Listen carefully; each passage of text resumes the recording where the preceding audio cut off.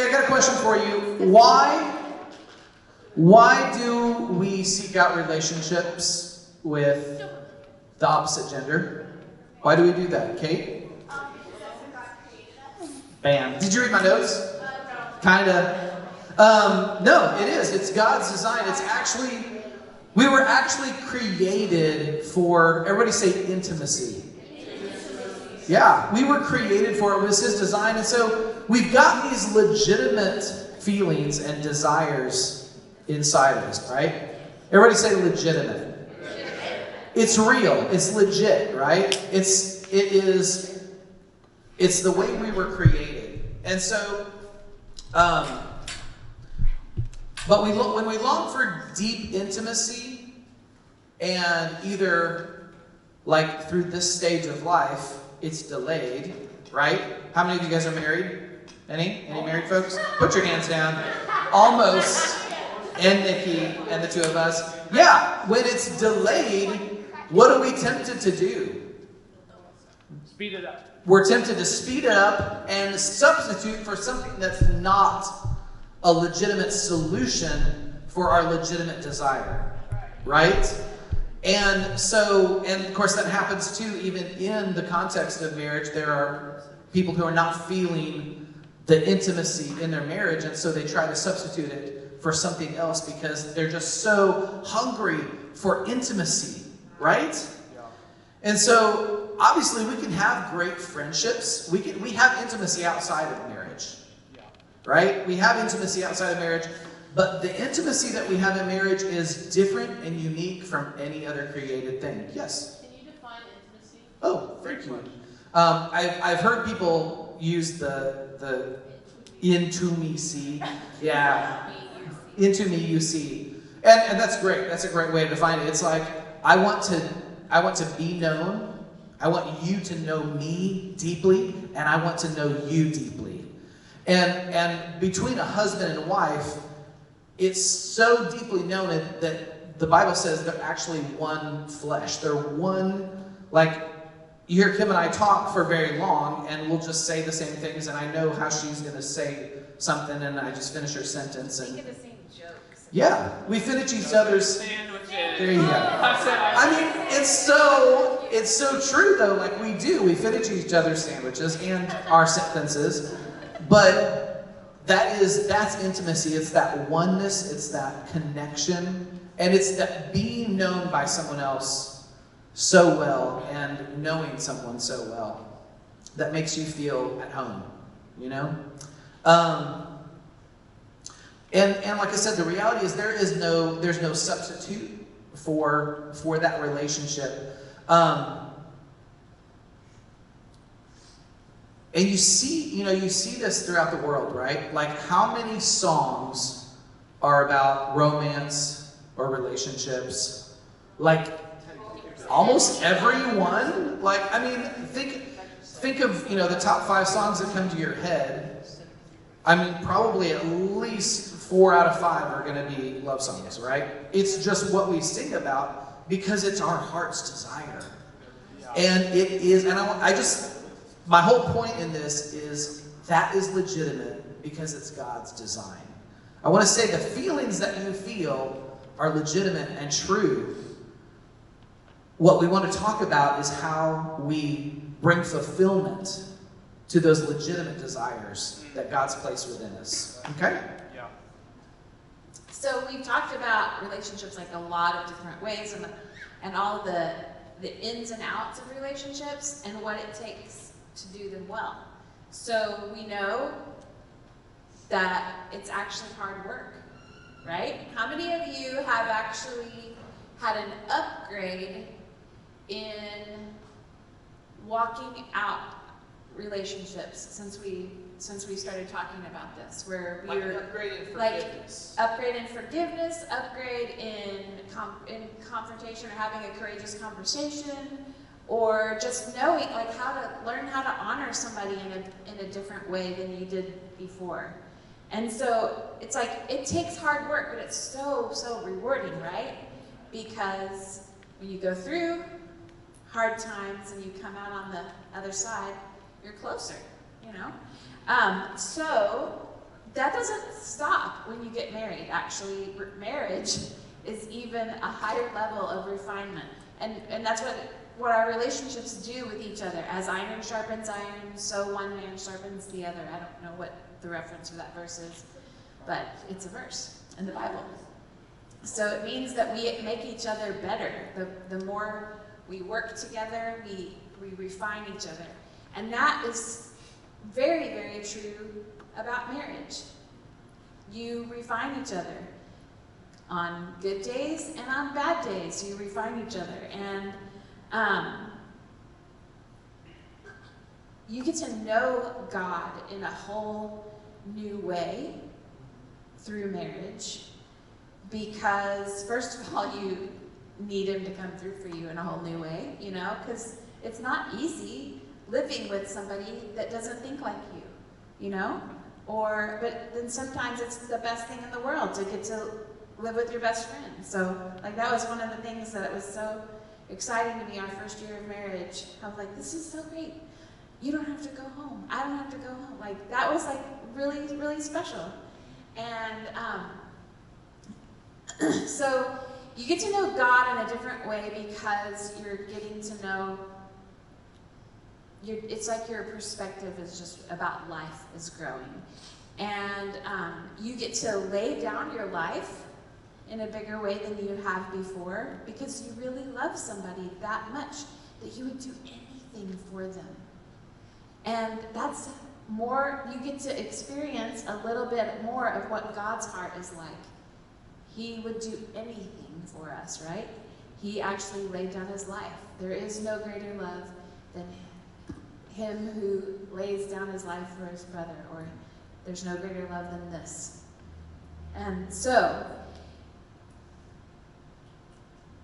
collectively, believers, we're called the bride of Christ, right? Being the bride of Christ, that means there's something important to know about marriage, about this whole relationship. And there are parallels to our relationship with God that you really only get to know through marriage. So why in the world am I talking all about marriage? Because tonight we just said we were going to talk about dating, right? Why? Why am I talking about marriage? Why did I just lay that foundation? Kaylee, what do you say? Marriage is the end goal of dating. Okay, that's good. It's hard to explain that. Like, I kept writing different sentences about that. And I kept being like, oh, this could be taken wrong. So, because you can take anything wrong if you want. So, does that mean that you will marry the person that you date for sure? No. Absolutely. Sometimes that works out. Sometimes there are people who don't date but one person. The one person that they date is the person that they marry. I would say that that's not very normal. That's not normal. I mean, common. Thank you. It's not very common. It's not normal. No, I don't mean that. I just mean it's not very common. And actually, what is common in the world today, like the world's view of dating is so different than God's. But like, what does the Bible say about dating? Who knows what the Bible says about dating? Don't date. No. What'd you say, Caleb? Answer not. The word dating is not in the Bible. And the word courting is not actually in the Bible. Betrothal is in the Bible, which is our closest thing to that is engagement. But the reason, it's not because it's against God's will, it's because of culture. And just like many other cultures in the world today don't even have our same culture of dating. It's just different. Yeah. And like many places they don't even date, they have arranged marriages. Your parents decide who you're going to marry. Sometimes you've been decided who you're going to marry before you were born, you know, like in some royal families. It's, you know, so there's different things, all different places, but here, we live in America. Whatever America is telling you about dating, whatever TV is telling you about dating, whatever movies are telling you about dating is not God's will, okay? It's not God's idea, it's not a good idea. It's not God's idea or a good one. Just because you gave the person the idea doesn't mean it's good. Yeah, so, Can I say something off of that? So, what we want to do, though, is not come in and say the world system is wrong, and so therefore, here's a list of all the things you shouldn't do, and here's how to avoid that bad world system. That's what we as Christians a lot of times want to do because it's safe, right? But what I actually want us to do is elevate the relationship of marriage to such a level that you guys want that so badly. You're willing to do whatever it takes to get that kind of intimacy. You want that intimacy so bad. Sometimes that's going to mean working on yourself. And I don't mean that in a striving way. Sometimes it's going to mean I'm going to lay some stuff down that would provide some immediate pleasure for me. But I want that because I've seen, the Lord has shown me that is really good. That relationship is amazing. The marriage relationship, intimacy. And you may not have had great examples of marriage relationships and you're like, I don't know. I want to tell you guys, the marriage relationship is worth it. The intimacy that you get, that you can experience in a marriage relationship is worth it. And it's worth some of these things that we're going to talk about tonight, okay? Do you want to share any more of that? I think that you hit most of that. So we want to jump into, when it comes to marriage, or when it comes to dating, we're not going to come in here and step on toes, and we're not going to take on the balance's value for dating for their family. We're not going to ascribe to, or we're not going to put it on them like, here's what you guys need to be doing in your family, okay? But there are some biblical foundations of what dating can look like and should look like. Even though the Bible doesn't have the word dating in it, there are topics that the Bible does address that fit within the dating category. So what are some of those, what are some of those biblical truths that apply to dating? That we, like how are we supposed to live? If it doesn't tell us how to date, what does it tell us? What does the Bible tell us on any topic that's related to dating? Anybody? Love. Yeah. You got one. It was our number three on our sheet. What about love? Yes. Wait. What about love? Bam! 1 Corinthians 13. You read our notes too. All right, guys, this is good. So what does that say? What does 1 Corinthians 13 say about love? Love is, it doesn't seek its own, it doesn't, I don't know what order, it doesn't, what did you say, Josiah? It doesn't keep track of each other's wrongs. It's not, Trust. Love, trust. yeah, it's, So when you hear a love song on the radio,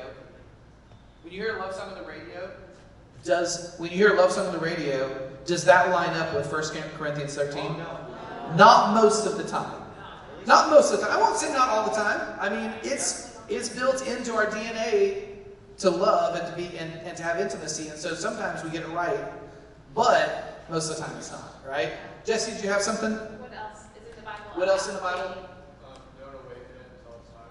Don't awake. That's very good. That's very good. I don't even know if we wrote that one down, but that's definitely one we. Wait, so are what gonna is allude it to. that? So we're just talking, like, I don't want this to just be words. Jesse, do you know where that's found? It's in Song of Solomon. I don't know which verse, but it says, "Do not awaken love until it's time. The man who was gifted with the most wisdom ever in the history of men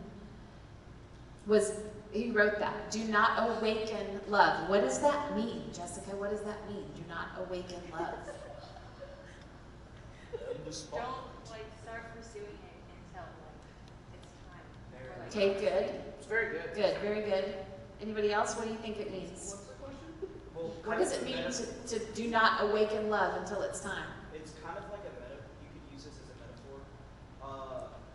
It's like kind of just don't expect the sun or the moon because they shine when the time's right, that kind of thing. Maybe. Okay. So like maybe like metaphorical, picturesque, that's good. Seth Church, what do you think it means? I think it means. Testing. This is a test, guys. Did my parenting work? I think it means don't awaken love until it's time. It's like don't let it root in your heart. Don't give away yourself to the like this is what's gonna happen. This is how it's gonna go. Letting your mind kind of meditate on it. Okay, one more. It's kind of like the person you think you're searching for might not be who you actually need. That kind of, maybe that's Maybe that's actually a reason to not a awaken. reason why not to awaken love, Yeah. because you don't know if that person is the person you should have love awakened with. Is that? Kate, did you have something? Like to not rush it. To not rush it. That's a very simplified way of saying it. Yes. Isn't that why, as us, not just Christians, but isn't that why we don't do sex before marriage?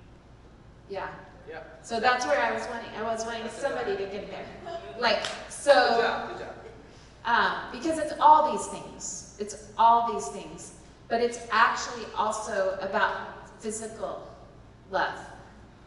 Because once you start something, you have opened up a window into your life. And it's really hard to close that window again. So that's the verse that we use about that, Jesse. Like when we're talking about why to wait. Okay? Do you want to kind of Yeah, so just write some down?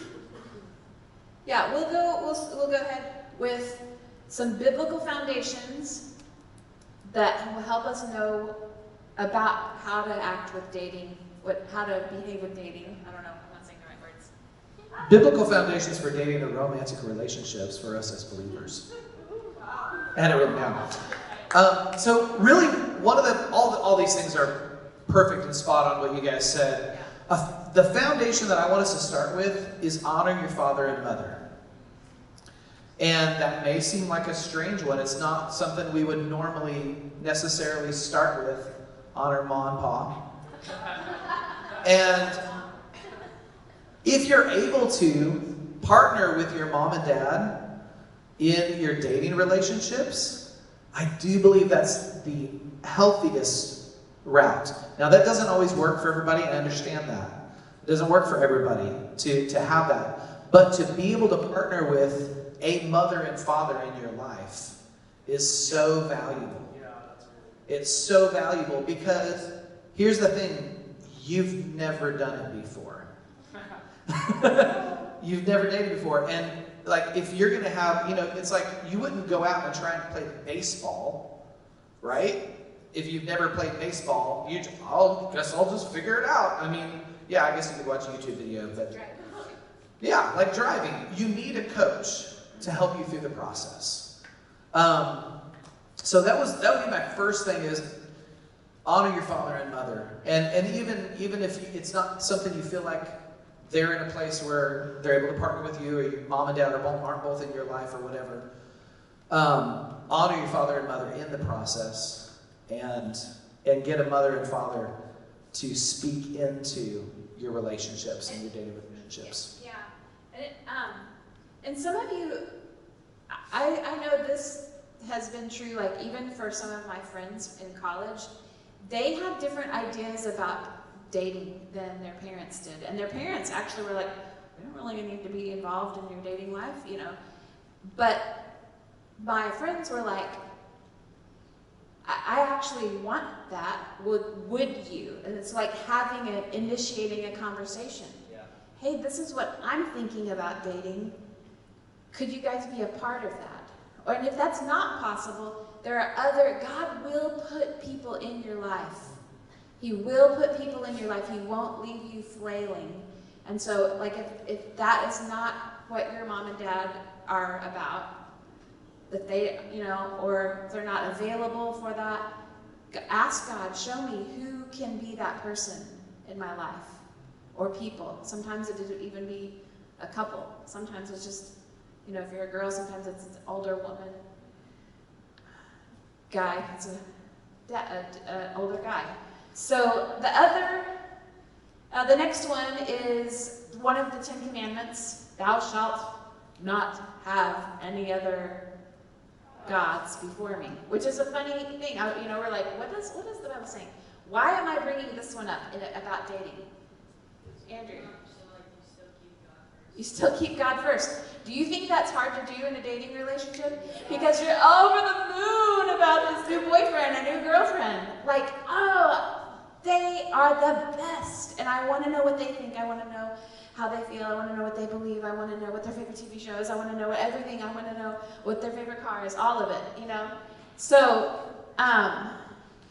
you have to keep this in front of you. Okay? You have to keep it in front of you. And then going back to what someone said about love, I would say, definitely 1 Corinthians 13. That's a huge part. Also, love is about giving and not taking.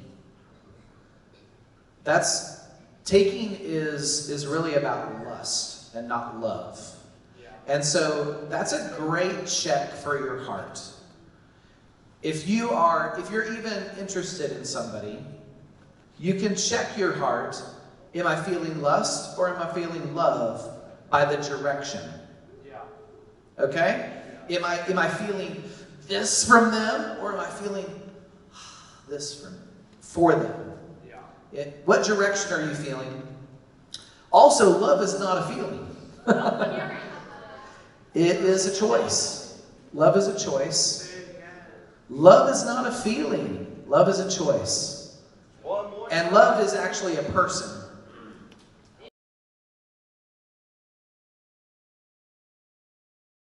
Any questions about that?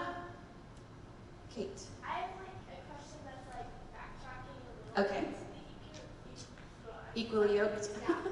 So what if, let's say you marry someone who at the time is a good Christian like you are, and if they fall out of that, would that mean that you have to be divorced or something? No, because you're committed and you have a covenant with them. So Kate's question is, if at the time you get married, you're both strong Christians, and then one of you stops being a strong Christian, what do you do?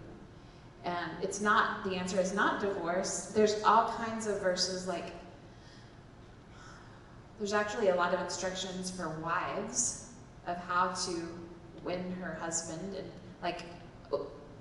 for the Lord, and there's prayer, and there's ways for the community to come in and support. I actually know somebody right now who is going through this, and it's hard. It's really, really hard. There's no easy answer for it, but the answer isn't divorce, because there's only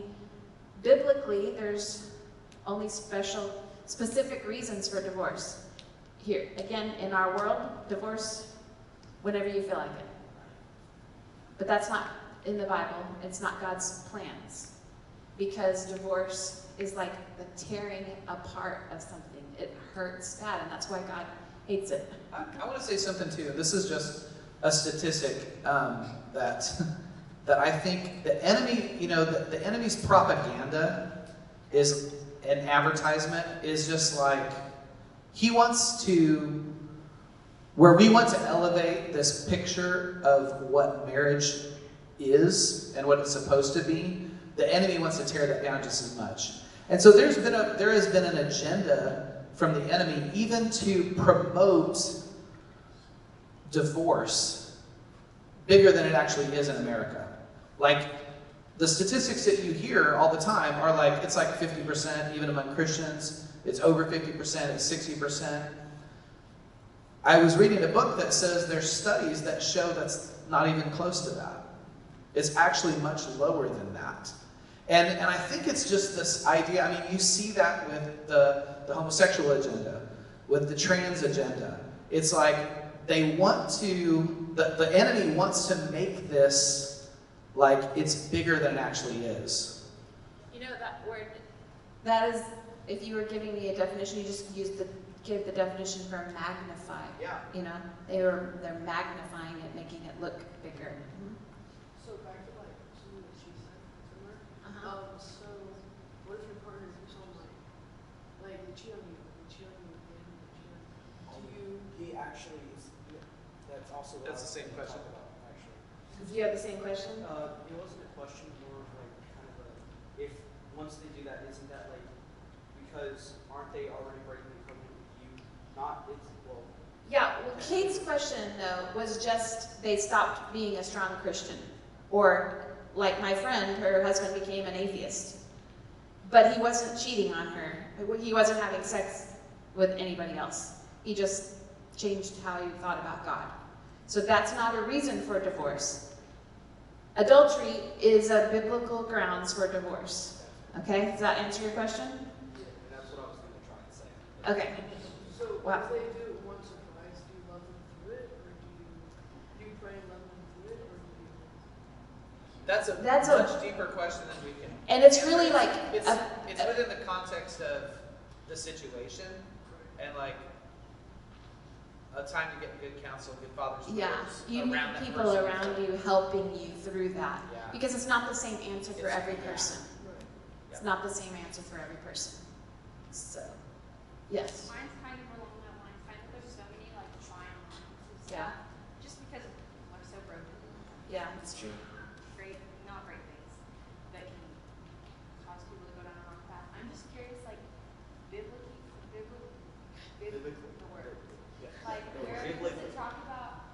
Because obviously when there's abusive relationships, you need to get out of those, whether it has to do with drugs or I don't know, all the things that can be abusive. Like, are there verses about outs for that? It's really the only ones that I've heard people talk about is like adultery. So I was just curious. There are not verses about that. Hard question. So it is a hard question. So basically though, like our answer even to Josh is the same. Like when you are going through something like that, do not go through it alone. Get help, get counsel, get wise counsel, and if you have to get more than one counselor even to, and I don't mean it doesn't have to, it can be a professional counselor, it can be a professional counselor and a mix of your community. Don't try to walk through this alone. And it's not the same answer for every person.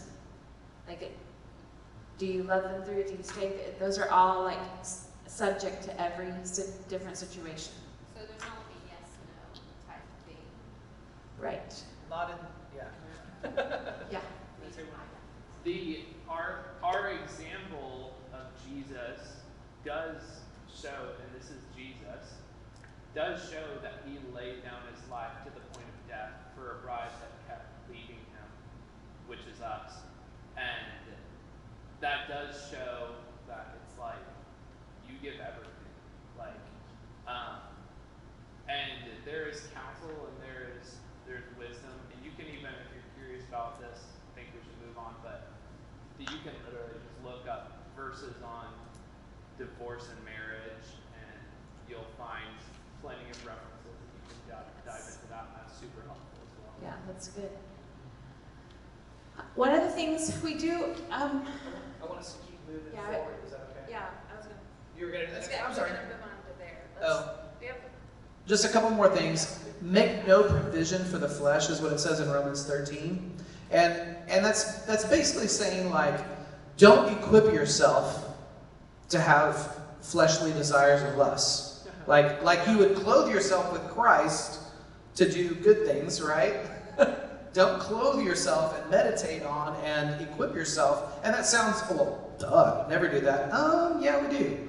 Like, a lot of times we meditate on and we think on those desires of the flesh, you know? And so, don't do that. Especially in a dating relationship.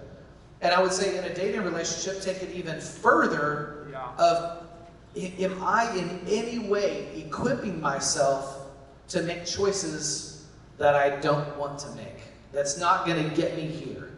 Am I equipping myself to step over boundaries that are not going to get me here? And we're going to talk about boundaries probably next time. Yes? So what are some practical like things you can do to help keep you like as far away from that as you can? Because I know the line is at how close can I get? Yep. Far away, but what are practical and like how to do that? I'll tell you a really practical one that we have had in our family, and that's we ask our kids not to ride alone with anyone of the opposite sex. It is so annoying, right, Molly? By themselves. So like Levi and Molly don't ride by themselves in a car. Okay, they're dating. I think we all know that, right? So I'm not trying to point out, but it's like that's just a choice. Now, is that a hard and fast rule that every parent needs to follow? Absolutely not. But that's just something that we were like, man, that was hard for us. What? We know that's hard for everybody. And so that's just a choice that we made as parents. And again, we're getting into, this is my opinion. This isn't something that's in the Bible. Don't drive together. But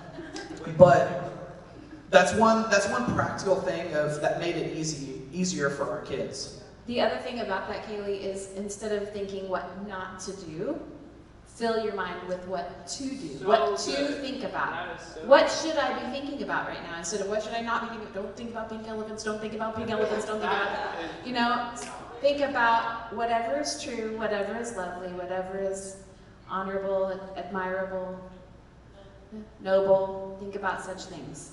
Yeah. So, like, actually make yourself come up with the things to think about. Tell yourself what to be thinking about. If it's in your thoughts. So there's things you can do in your physical world and in your thought life as well. And then the last one we have in this section is bad company corrupts good character. And I would take that a step further in your dating relationships.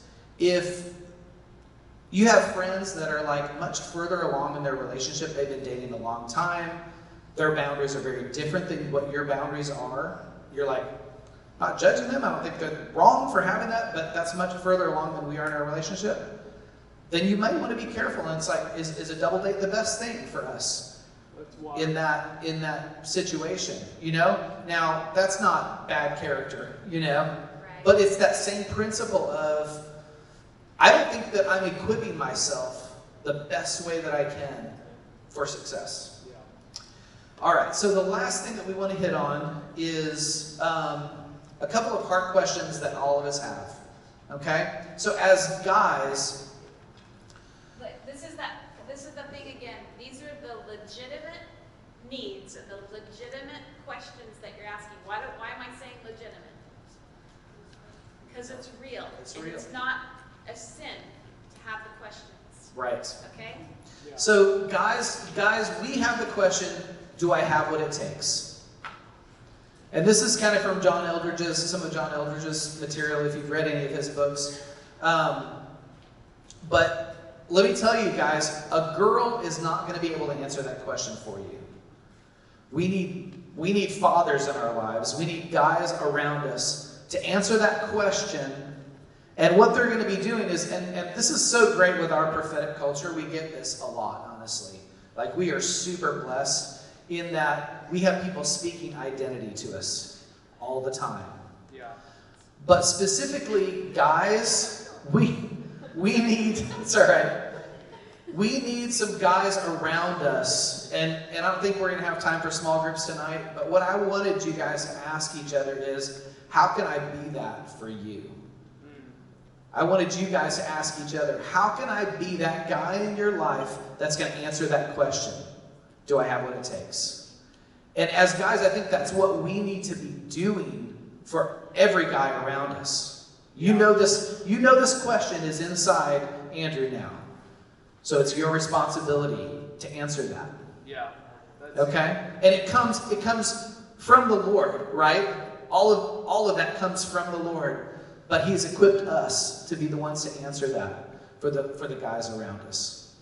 And I will say, like, girls, you cannot answer that question for the guys.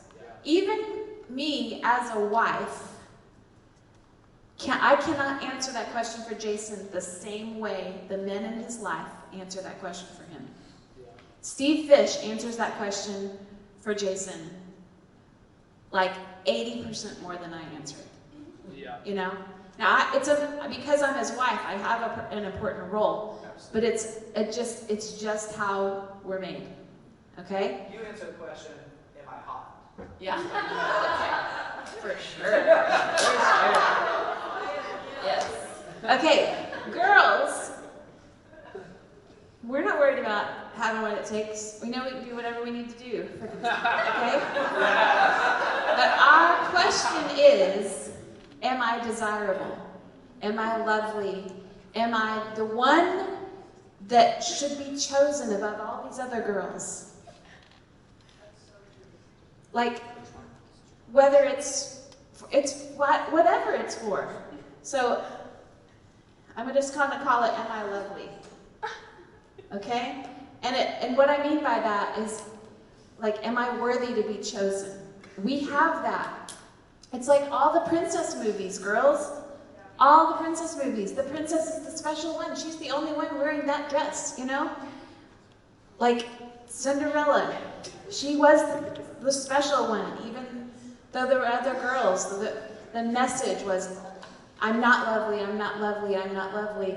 But the prince comes in and rescues and says, you are the one I'm choosing out of all these people in this ballroom, you know? And so that's like the heart cry. It's our little girl heart cry, and it doesn't change. When we're older, it's the same. Am I lovely? Am I worthy of being chosen? So, why can't dating relationships, why can't guys in our life answer that question in a dating relationship? Selah? Yes. So. Because dating is what? Temporary. Yes. All of a sudden, I'm chosen by this guy. He chose me. 3 months later, he unchooses me, and I'm not lovely anymore. I'm not chosen. My identity takes a hit. Okay, where am I getting that question answered? Really only by the Lord, only by our Father God. And we as little girls, we really have a legitimate need for our parents to answer that question. But even the very best parents, the very best dad to a little girl has a hard time answering that question because it's such a core, it's a God thing. Am I lovely? And that's even like more of what Song of Solomon. Am I lovely? You know, that's like the whole, that's the whole theme there. It's really a really beautiful thing. So this has to be answered by God. It's okay for other people to speak it into your life. For fathers and mothers, whether it's your own or whether it's significant people in your life, it's okay for them to speak identity, but you can't get these things through a dating relationship.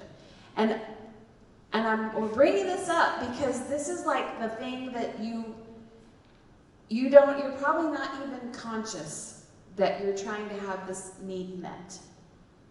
Because it's a subconscious need that's going on. It's not like something, I need to know I'm lovely, I need to know I'm lovely, I need to know I have what it takes. None of you are thinking those thoughts, but it's like the filter that you're living through is asking those questions. Does that make sense?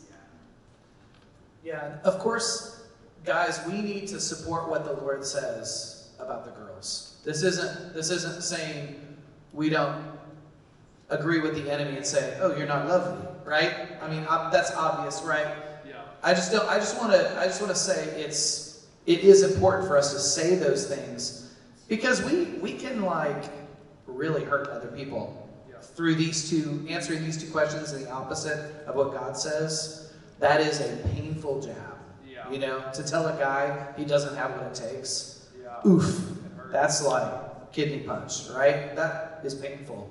And of course, for a girl, it's like to tell her she's not lovely that's super painful. Yeah. This is amazing, like so amazing. I hope y'all are catching the weight of what they're saying here. It's really weighty. I felt a check in my spirit. These questions, do I have what it takes? And us girls kind of like, yeah, that's not a big deal. It's a huge deal to a man. It may not be a huge deal to you, but that question goes to the core, like literally crack open a chest. Yeah. So as women, we want to honor that. Because just because it's not inside of you does not mean it's not deeply inside of them. And in the same way, in your heart, most guys in the room have not pondered all day if they were lovely or not. Yeah. Yeah, because it doesn't go, we didn't crack open your chest and look inside of your chest cavity and see one of the deepest, most vulnerable places of your heart. So, guys, we don't want to joke around about this with girls. Like, what's the big deal that a prince needs to choose you, whatever, you know? Like, I don't need a princess to choose me. They just opened up literal heart stuff, right? So it's weighty, right? And it's easy for girls to look at guys and be like, just get over it. And it's easy for guys to look at girls and get over it. Our culture is honor. So as women, we are powerful and we can honor men. And men are powerful and they can honor women. And these questions must be honored. Yes. So we're not going to tease and laugh about it or compare stuff. That's what the world does. It's not what we do. Wow. Yeah? That's so good.